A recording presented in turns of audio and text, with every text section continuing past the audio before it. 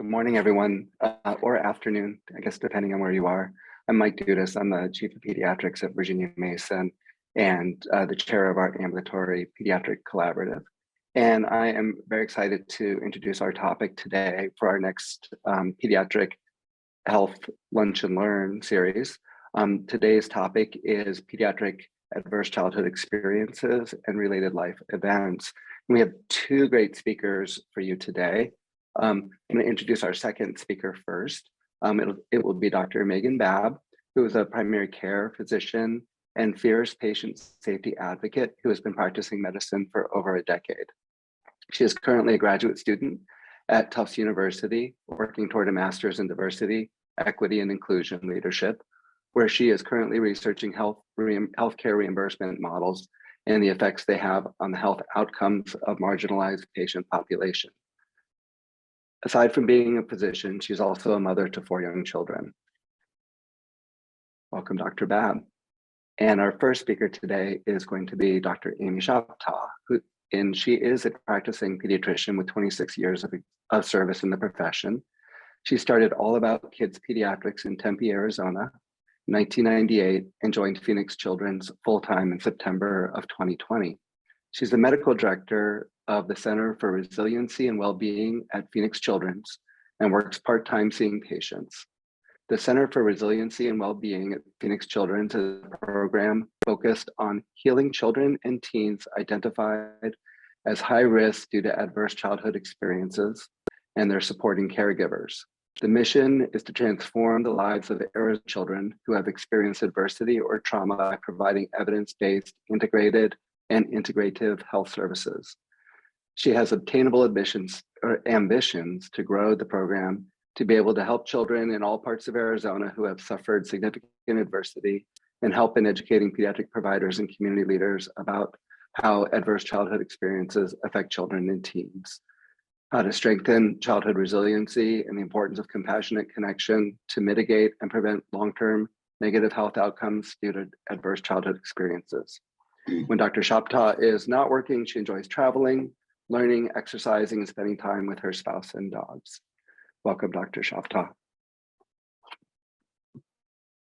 Thank you, and welcome to you all. Thank you for taking the time to talk about adverse childhood experiences and why I think so passionately that it makes a big difference in taking care of not just children, but in long-term health in adults as well. So today we're going to talk about how what happens in childhood does not stay in childhood.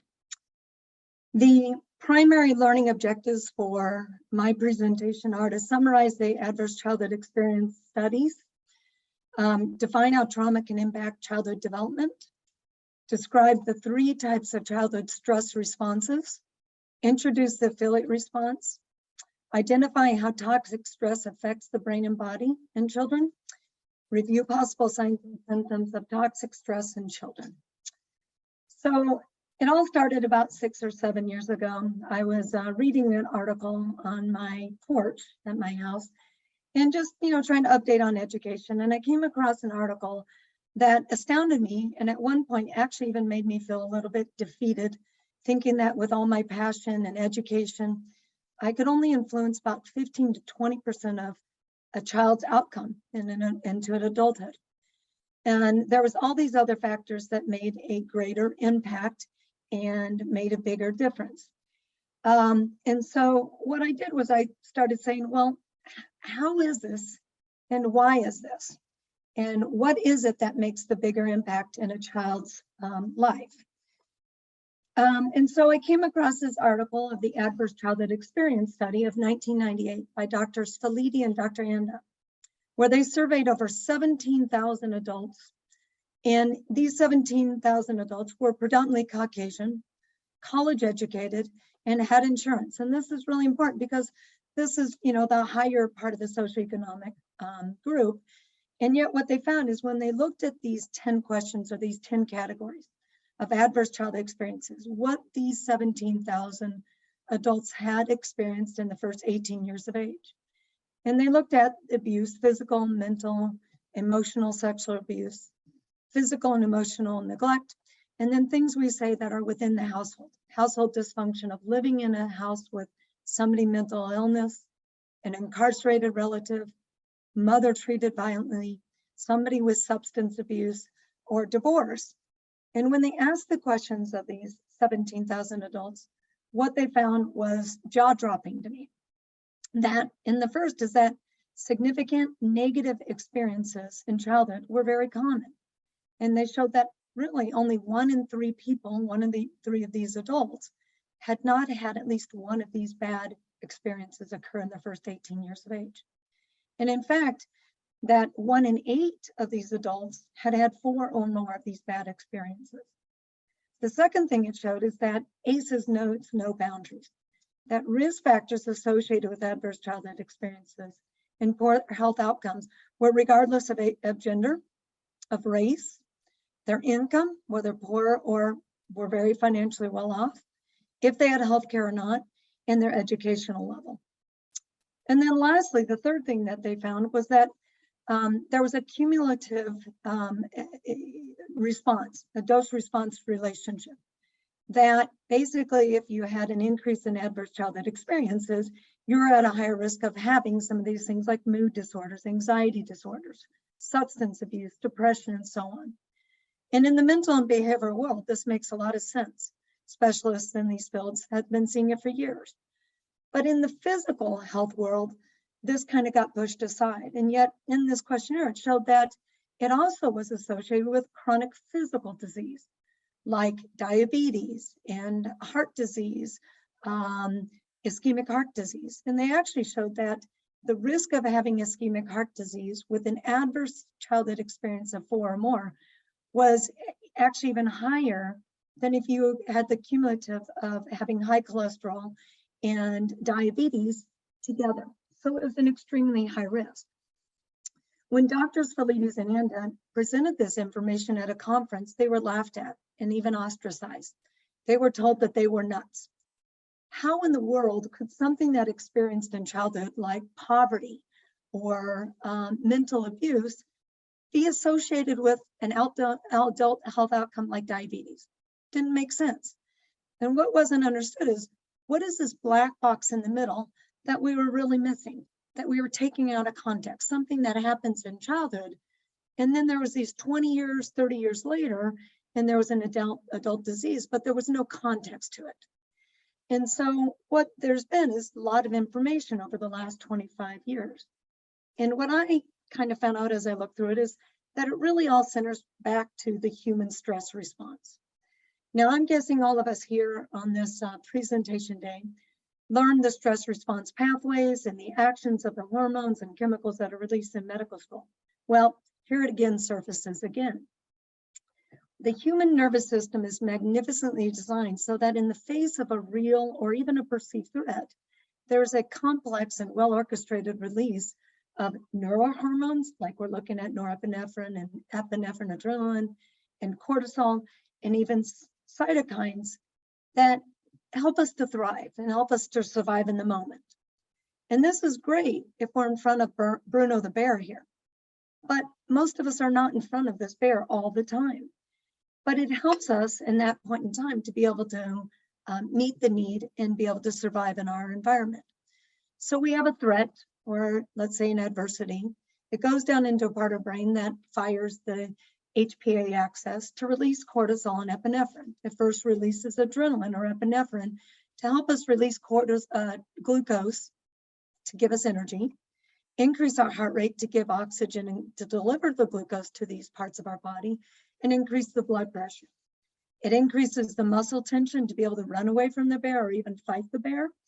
And it increases inflammation because really what you're getting ready for is some injury that's going to happen in your body and you're able to respond to it. And then the body releases cortisol to kind of be able to last a little bit longer. And that cortisol goes back, and if you remember, there's a negative feedback that goes back to those cortisol receptors and turns down this HPA axis. And this system is designed to only last about 20 minutes. And it's only supposed to be about 5% of our time. And that's how our body is designed to be able to react in the moment, but not be causing chronic problem. Well, if glucose is released again and again and again, that this system is not basically negative feedback, then you can see that this could lead to things like diabetes or metabolic syndrome, obesity, increase of blood pressure, high blood pressure, heart disease, stroke. And if that cortisol goes back and the negative feedback isn't working well, then there's dysregulation of the HPA axis. And this could lead to problems, thyroid, okay, hypercholesterolemia, and even hormone imbalance. And we go on with the muscle tension and even the immune system going and leading to these chronic diseases that we see in our practice on a day-to-day basis. And experts have looked at this and said, gosh, you know, if we could decrease the risk and decrease and prevent adverse childhood experiences from even occurring or decrease the occurrence of them, look at this huge number of chronic diseases in adulthood that we'd be able to prevent. Depression, heart disease, overweight. How in the heck is overweight and obesity associated? But if we go back into context, we can say, well, the glucose metabolism is causing some of these problems. But it's important to understand that this is in adulthood. And we need to understand, how does trauma present in children and teens who we see on a day-to-day basis, why they present differently, and how we can help them from the very beginning at the point of care. Because in children, we might start seeing them have behavior problems. We might start seeing teenagers with depression or dissociation, not being fit in, or bullying and bullier, and understanding how these in the context. Because I'm guessing deep down, all of us went into healthcare and working with children, teens, and families to make a difference, a positive difference, to help and improve lives. And the knowledge and the practical skills to deal with childhood adversity not only helps us provide better clinical care, but ultimately will give us more joy in the work we do and decrease in burnout. Because over the last 25 years, there's been a large amount of information that's been obtained from when Dr. Honda and Felitti found in the 1998. And life course science is interested in how the past influences the present and encompasses things like epigenetics, neuroimmunology, and developmental psychology. And again, it all centers around the human stress response. That basically what we see is at the molecular level, the stress and the adversity that occurs will affect epigenetics. At the cellular level, it affects the brain growth, the development, the connectivity. At the organismal level, it affects the neuroimmune and neuroendocrine system. And behaviorally, the allostasis, or the body's response to a threat, and to be able to get back to homeostasis through a certain action or behavior, is all affected. Now, why is this important to understand this in children? Well, going back to in childhood, in utero and extending through the first 3 to 5 years of age, the brain goes through this massive growth and development. When a baby is born, it has about 86 billion neurons. Pretty much all the neurons the child will need up into adulthood. It's what we have when we're 80 or 90 years of age. But the baby's brain is really in survival brain. It hasn't had these connections. So it's about a quarter of the size of the brain. Well, by 1 year of age, you see that the brain doubles in size and the cerebellum triples in size. Well, what happens from birth to 1 year of age? They're learning to walk, they're learning to sit, they're using their hands, both hands, to figure out how to build things. And that brain is growing and developing in the context of the environment that it's in. And that by 5 years of age, what you see is that the brain volume is about 90% of what the adult brain is. And what is happening is that through experiences in brain development, it is a use dependent, and that the neurons and connections that are used the most are being reinforced. Those are being strengthened. And the parts that you're not using are getting pruned away. The brain is always changing the connections of the neurons, and some of the pathways grow at the expense of others due to this use dependent. And so what we see is that the brain is not complete at birth. The neural pathways and the growth of them are guided by not just genes, but they're also developed through the environment that they're in and the experiences they have. And there's this rapid growth in the first 3 to 5 years of age during sensitive and critical times. And this is through neuroplasticity. So the child's brain is built from the bottom up, from the most simple parts of the brain to the most complex, heart rate, blood pressure, all the way up to where we think executive thinking. and it develops to meet the needs and challenges during a period of rapid growth. Now, this can have opportunities for positive adaptation. The child is learning how to grow and build on blocks. The child is developing how to walk and have these experiences. If the child never has these experiences, they won't learn how to walk or talk. But it also will leave it vulnerable to negative influence as well, if you're in these negative environments. And the rapidity of the growth of the brain and the pathways that are built during these important critical times become ingrained and becomes the foundation from which all the future experiences and learning develops from. The first years become the lens from which the child sees their world, other people, and themselves. It is also in the first few years of age that these early experiences will prime the stress response system. How the child responds to adversity, what types of things they respond to, what stress they respond to, and how large they respond to it. In the face of adverse childhood experiences, children without adequate support from adult caregivers will develop heightened physiological reactivity of the stress.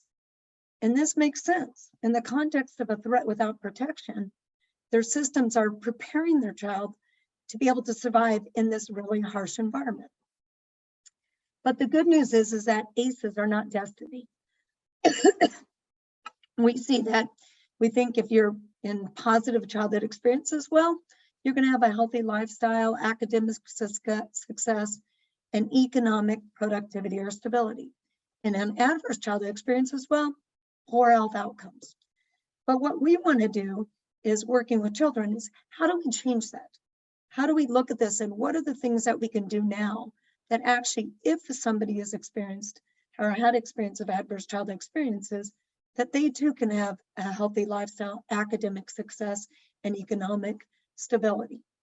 And what we want to look at is looking at this seesaw is how do we weight the positive experiences and positive environment to have positive outcomes and change the fulcrum so it's easier to make the positive experiences have more weight than the negative things that the children experienced.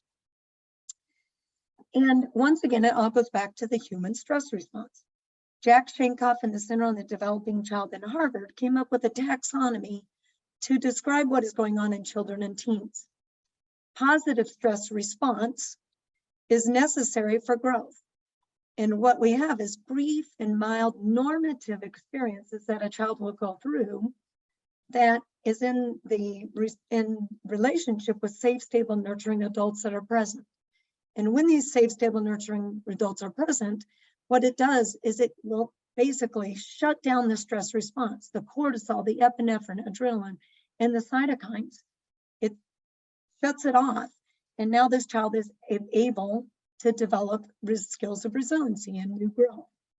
So examples of this would be like first day of school, receiving vaccines in your practice, having to take a test at school and being scared of taking that test.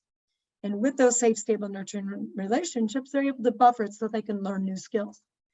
Tolerable stress is when there is more intense adversity and not necessarily normative experiences in childhood. However, in the presence of safe, stable, and nurturing relationships, the adaptation to the stressor is again buffered, shutting down the stress response and enabling this child to build skills of resilience. Okay.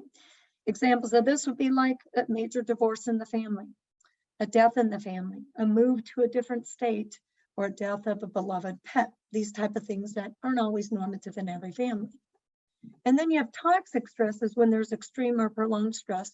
And the most important thing is that there's not these safe, stable, nurturing adults in their life that can shut down and buffer that stress response.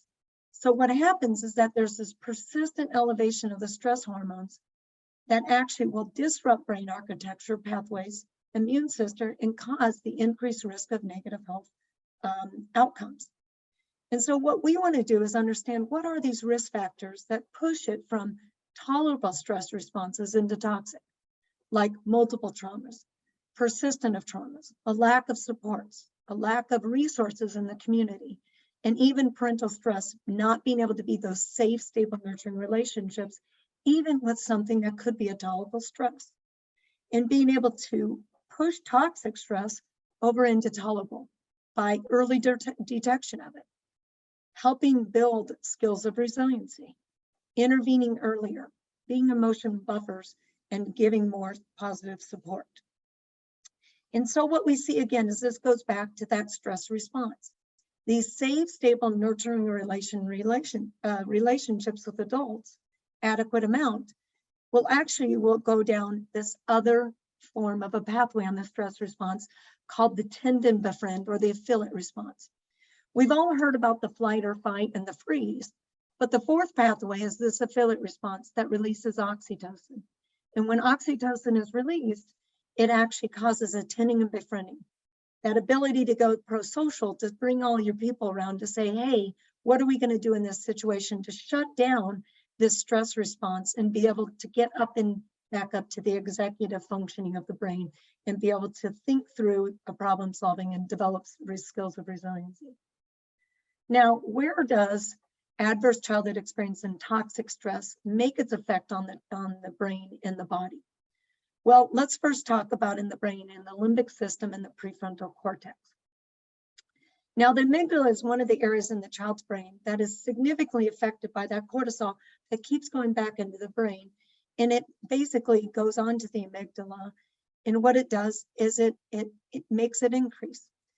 The amygdala is your alarm center. Its main purpose is to remember emotions and feelings from the past experiences and apply it to situations that could be dangerous to the child now, not looking into the future, but what is going on right now. And the amygdala receives input from multiple sources like senses and feelings and emotions during past experiences. What happens to children who experience toxic stress is that this amygdala increases. The nervous system's main action is to help us to survive. And if a child is experiencing these traumatic events, it makes sense that the amygdala would enlarge, an unconscious response that there's help to protect us in the face of this threat. The hippocampus is another limbic system, and it's a mediator between the lower brain and the higher brain. It draws information from the past to apply it to the present and predict the future. It helps to transfer short-term data into long-term data.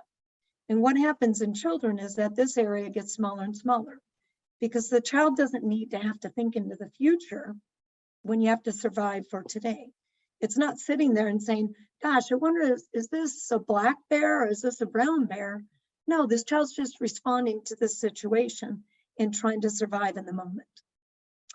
Now, the third part of the brain that's affected in a child is the prefrontal cortex, the executive function, where impulse control is, attention, and working memory. And in a child facing toxic stress, again, they're dealing with the present trauma.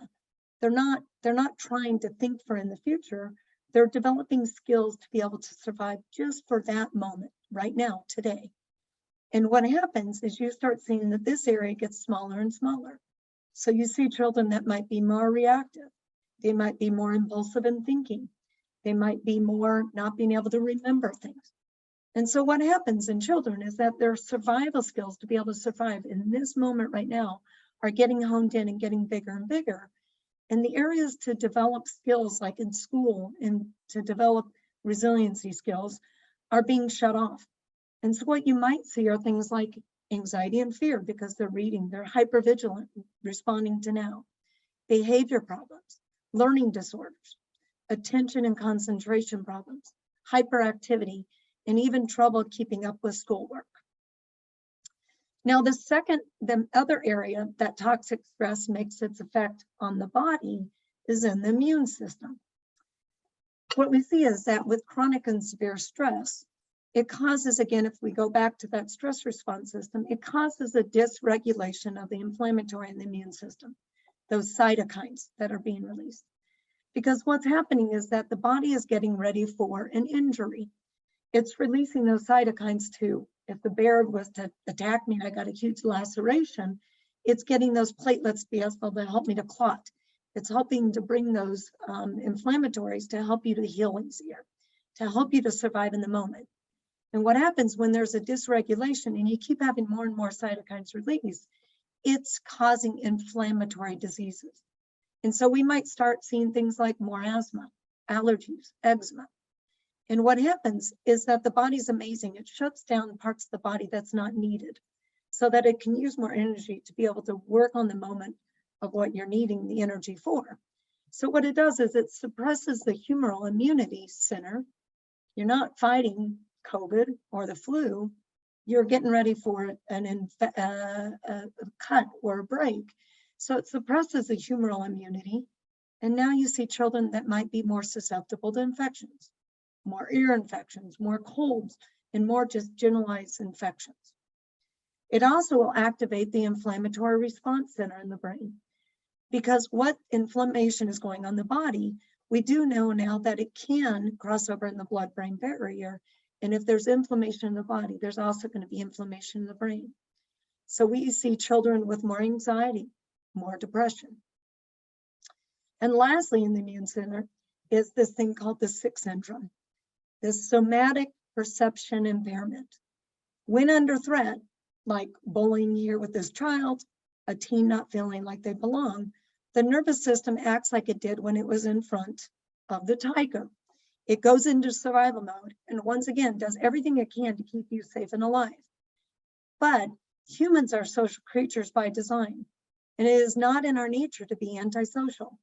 So the nervous system has this amazing ability to override and make you feel sick, have a little bit of a headache, a little bit of a stomach, or just general achiness.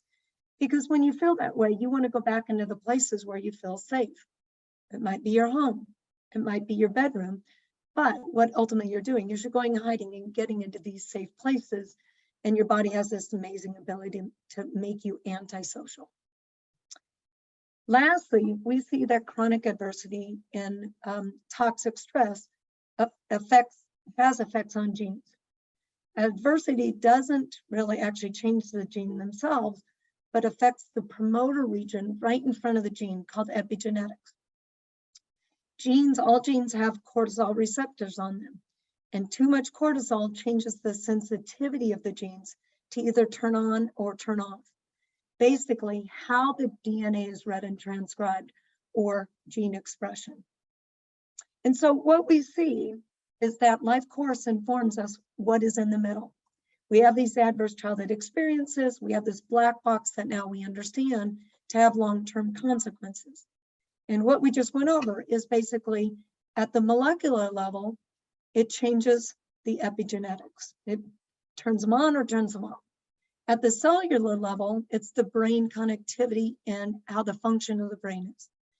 At the organismal level, it changes the neuroimmune and neuroendocrine to cause these change in immune function, HPA axis, and even the autonomic nervous system, and behavioral through behavioral allostasis, where adaptation becomes maladaptive. What looks to us as maladaptive was adaptive at one time. And understanding this information, when any of us are looking at pediatrics, is important because we are all on the front line and can help in prevention, assessment, mitigation, and intervention. We can advocate and educate and partner with our patient in the journey for the best outcome in their health and well-being. Because we know that what happens in childhood does not stay in childhood. And I have a copy to go that has all of these reference with it as well. Thank you. Thank you, Amy. I'll switch over to you, Dr. Babb.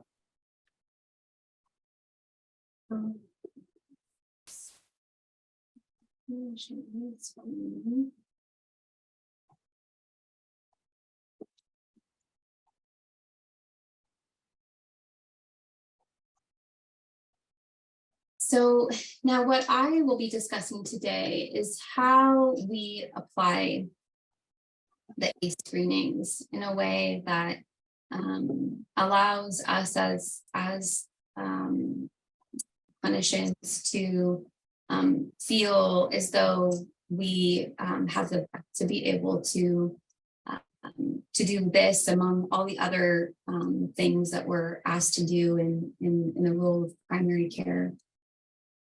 So the objectives for me today is to identify the ACE-associated health conditions, learn how to identify the measurable outcomes, and learning different strategies on how these can be implemented in the office.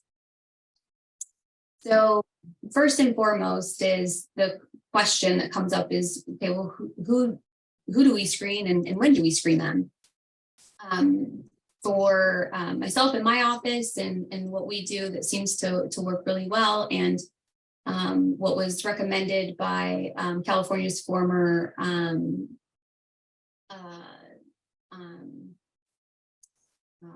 medical,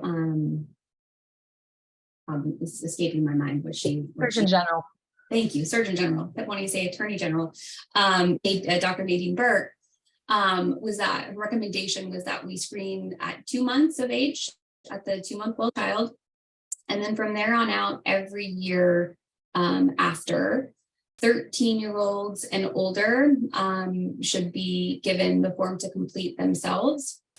And then for an adult, we do it once in a lifetime because the childhood doesn't change from that point on.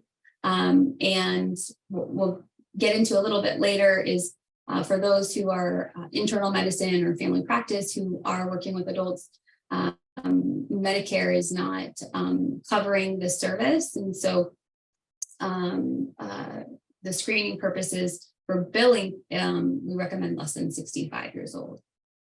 So then we get into what does the screening look like? So there's multiple different tools that can be used.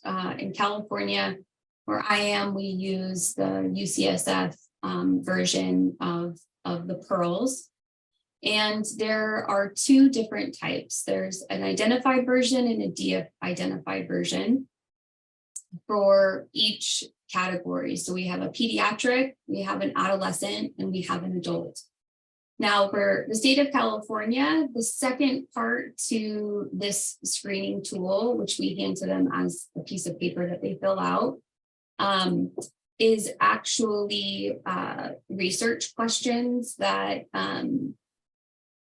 systems can partake in. So the part 2 of that, questions 1 through 7, are further identifying other sources of possible positive ACEs that would then be added to the first part.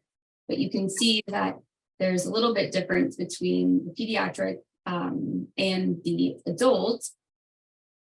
And on this so on this first part of part 1, you can see there's check boxes marks here for people that they can actually check. On part 2, I've put the de-identified form on, so you can see that there's actually no boxes to check. The patient would just simply, or the parent would keep track of how many are positive, and then identify the number right there in the total box. So when we look at ACEs and the diseases that can result as a byproduct of them, you know, what can we do as physicians or nurse practitioners or PAs? What can we do to help mitigate their risk? And so I think the important thing is from the perspective of the screening is to remember that at the end of the day, we do want to know these things about our patients. Though it can be overwhelming, it adds to another piece to an already very tight visit, especially if the patient is screened in positive.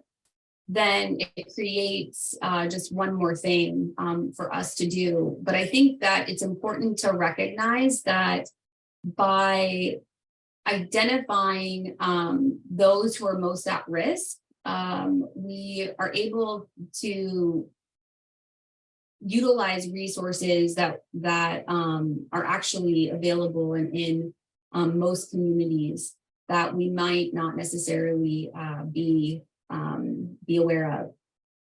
one thing that I have found in my practice that has been really helpful is actually enlisting the help of specialists. And so you can see for some of these, I did add some bulletins, some little docs to the ones that I see most commonly in my practice. But I think what's important to know is that by educating our specialists on the screening modalities, we actually can start to recognize why patients may respond to certain stimuli that they do, why their anxiety is very poorly controlled, why they've gone through multiple different medications and not had any success. And I think that one thing that's important to recognize is that there's also a lot of distrust, I think, that exists in these patients who do screen positive.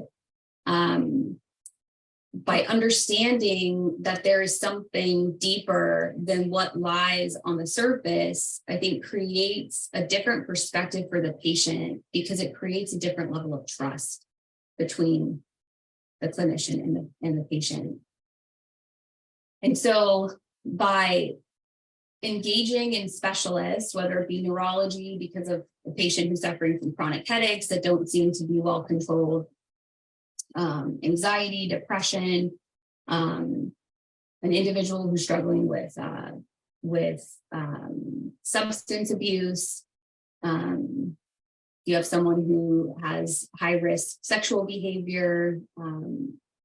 These are identifying these things and being able to enlist colleagues to help in primary care can be a great way of being able to sort of balance the load of what can come from some of the patients that are positive.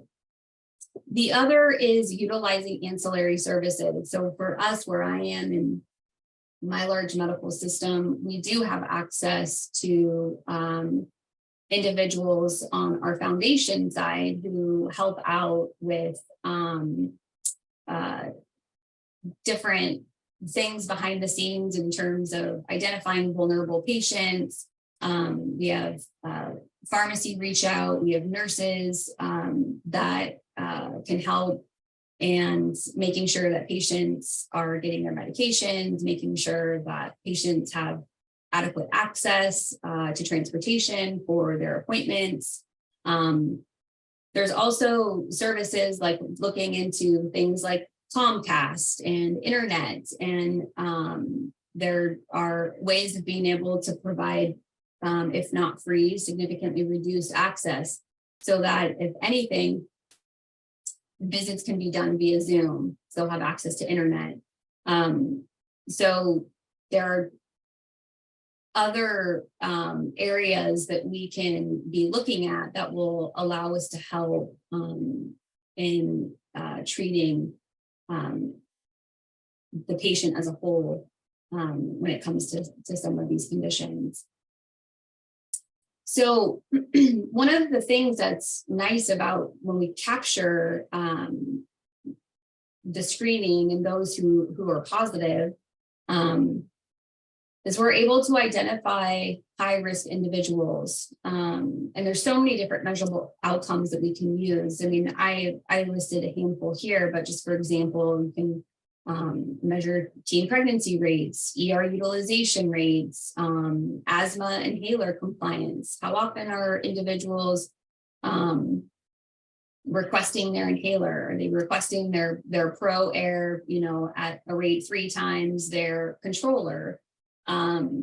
We can monitor through the BMI tracking with obesity, psychiatric hospitalization rates. So there's a lot of ways in which we actually can use measurable data to identify if pre-ACE screening and post-ACE screening has made a measurable or objective difference in a specific practice population. The other thing is by utilizing the system tracking the CPT code. So a positive score on an ACE would be 4 or more. negative is 3 or less. And so by using the CPT codes for our vulnerable patient team, they're able to search for the G9919 code and identify those individuals who are positive. So it's another way of being able to, for me, I know that there's going to potentially be someone behind me who's helping to ensure that the patients are getting access to the services that they need, where the need for me to have to put in all these different referrals really starts to dissipate, which is very nice. So the screen is done. So you hand the patient their screen form, they fill it out. And then the question that I get a lot is, well, what do I do with it? And so I think taking a step back and recognizing again that the information that we are getting on these forms is information that we want to know. And so what I do is I first acknowledge the score and I confirm it's correct. If in a situation where we're talking about the pediatric population, especially the adolescents, I make sure that they feel safe. If they're with their caregiver, I make sure that the home is a safe environment. And then I ask if the patient or the parent or the caregiver, whoever's with them, has any questions about the form. I always discuss the role of toxic stress, the role it plays on illness and how it can be developed and why we're doing this in the first place. It's also helpful to be able to then take that score and then connect it with the patient, especially in adults, to any chronic illnesses that they may already have, especially when it comes to PTSD, anxiety, depression, substance abuse, obesity. And if the patient has filled out a form that's de-identified, I do let them know that at any time between right in that moment and any time in the future, that they are always able to safely and freely explain to me why their score is what it is. They don't have to go into detail, but I just let them know that I'm always a safe space for them if they ever feel like they do need to talk about it. But what I find is just this, what's so important, especially in the adult population, is really validating.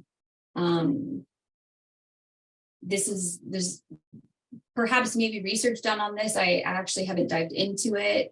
So this is completely unscientific, and of my own experiences is that I find that the patients who I meet who have a lot of trepidation about starting medications for any particular conditions, or those who really feel as though you have to work really hard to gain their trust, it's because they really struggle with the healthcare system and not having had perhaps necessarily always the best experiences.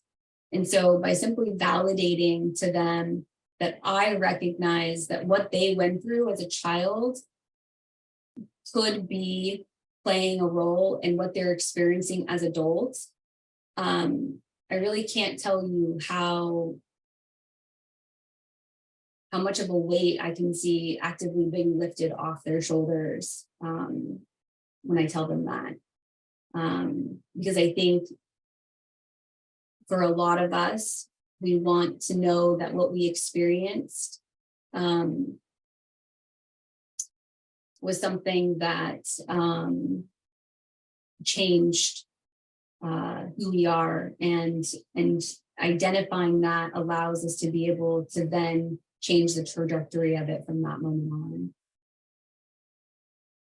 So services that we can provide. So for us here in California, like what I use is I reach out to my psychiatry colleagues quite a bit. We have the ability for e-consults. We have, in my region, we have a city-based resource guide. We have multiple community partners, whether it be through scholarship opportunity with therapists, like, MFTs or psychologists. If the patient qualifies, that we're able to, reach out and ask if they're able to do full scholarship for their services, or if not, like a reduced pay scale. We are actively working on creating ACE champion resources in behavioral health, which would be a direct line of communication for our physicians into behavioral health, for those who are really working and understanding the role of ACEs. Of course, we also have social services, social workers. I have even reached out to social services at the hospital when I see that a patient has been admitted, and have had nothing but wonderful experience working on the inpatient side of things for them to help in identifying resources that I may have missed. For peds, of course, with permission from the parents, identifying in the school district, whether it be through a teacher or principal, school counselor. And then of course, there's always yourself as the primary care physician, whether, pediatrics or family medicine. If you are pediatrics, I encourage our pediatricians all the time, if they know that I'm seeing the parents of one of their kids who tests positive, that they can always reach out to me at any time, so that collaboratively we can help as a team to help foster change for these kiddos. And then for us, I submitted a grant, but there's actually, at least in the state of California, there's significant grant opportunities that lie just in ACE screening awareness that we've been actively trying to take advantage of. And I know there are many other states who have other similar grant opportunities available.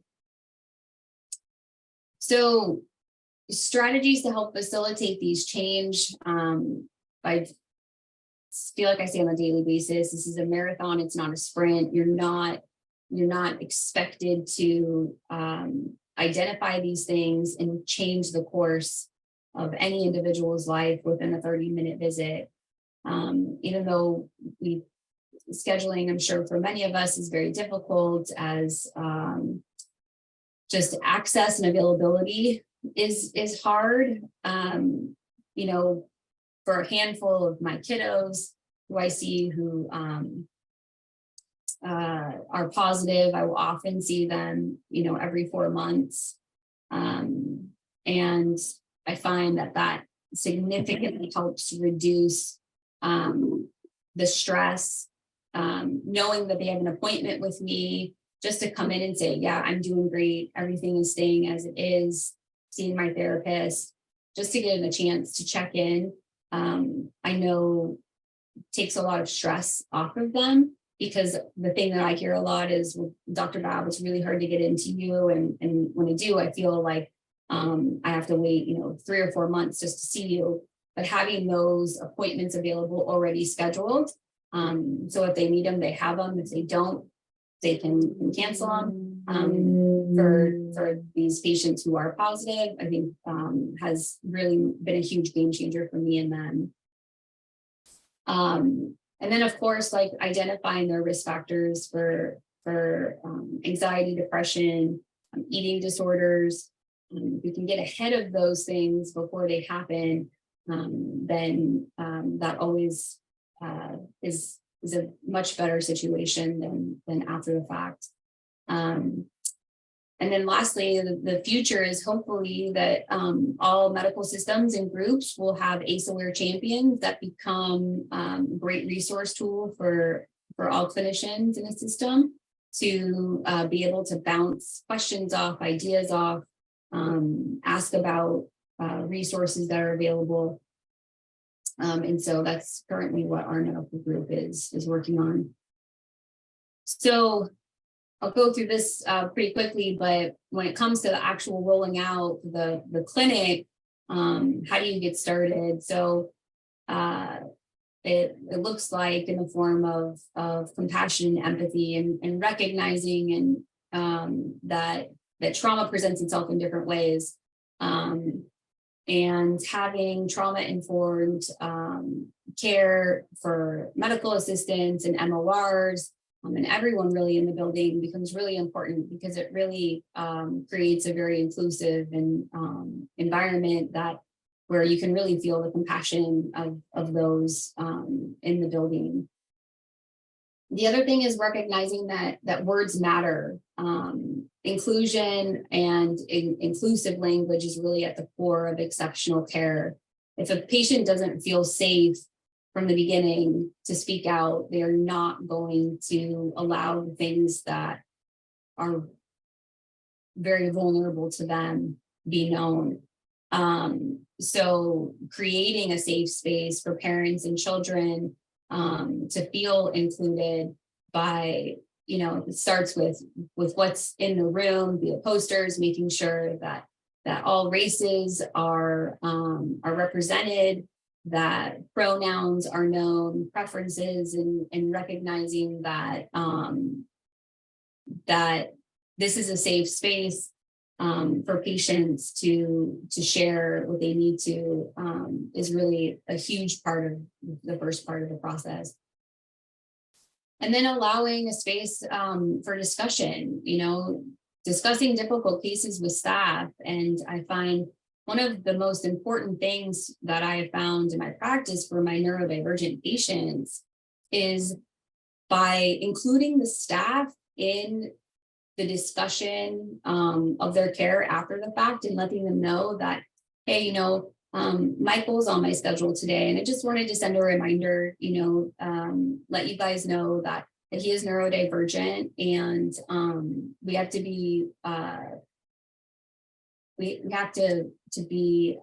aware that perhaps how we would think that one would act in a clinic situation, he may not may not recognize that. And so we have to be willing to see those things and recognize that the social accountability for everyone in an office for any potential perceived bias will also impact our patients potentially negatively. That they need to be aware that what they do, what they say, their facial expressions, how they react matters as well.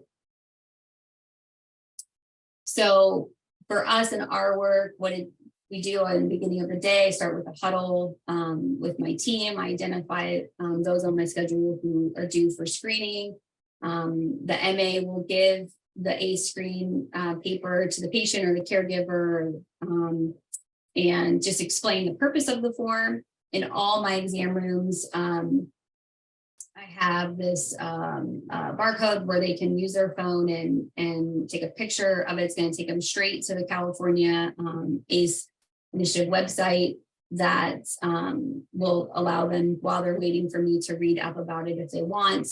And then when I walk into the room, the form's already complete, and I go over it with the patient with their permission. So yeah, that is what I have to say in a nutshell. Thank you so much, Megan. That was great. I think we were pretty close to time, but I think we may have time, Rachel, for 1 or 2 questions. Does that sound good? That sounds great. We can open it up for questions now. Please feel free to unmute yourself and ask your questions of Dr. Choctaw and Dr. Babb.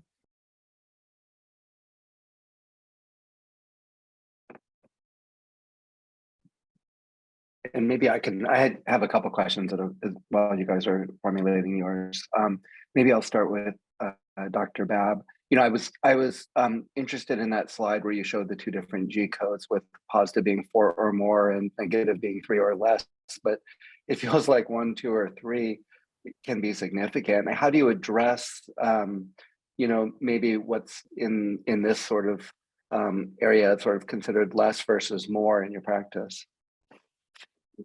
That's a great question. And I find that the identifying the high risk patients, the ones where, in a perfect world, we would have services for anyone and everyone. But identifying the highest risk individuals, which are those who are score 4 higher, I really save the, ancillary resources for. So one, they don't get burnt out. And the ways in which I address, so the code itself may be negative, but that doesn't mean that the score doesn't matter, being a 1, 2, or 3. And so the same conversation that I have, if they were to be positive, is had with the patient. And I identify, we're talking about a score of 2, because the patient has the parents have a history of divorce and perhaps mom or dad is incarcerated, right? Like that significantly changes the landscape of their day-to-day. And so though the score itself may be negative by definition, it still is important that I address their score itself. Thank you.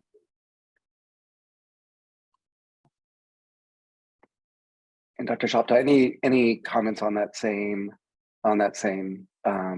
question? I'm just curious from your perspective as the person who's maybe receiving more of these referrals. And then I think we'll have to. Yeah, I think, when you're doing an adverse childhood experience screening, I think the main thing to remember is that it's a screener for risk. It doesn't tell you on a longitudinal or past history, it's telling you what the risk is. So it's not applied doing the screen to be able to say, oh, you fit into this, this, and this. It's also putting in the context of the person, what their experience is. Do they have those safe relationships around them, whether adult or a child, and to be able to have those buffers? And what are the symptoms? Because you could be an ACE score of 1 and be at an extreme risk because of the chronicity of it or how severe it is.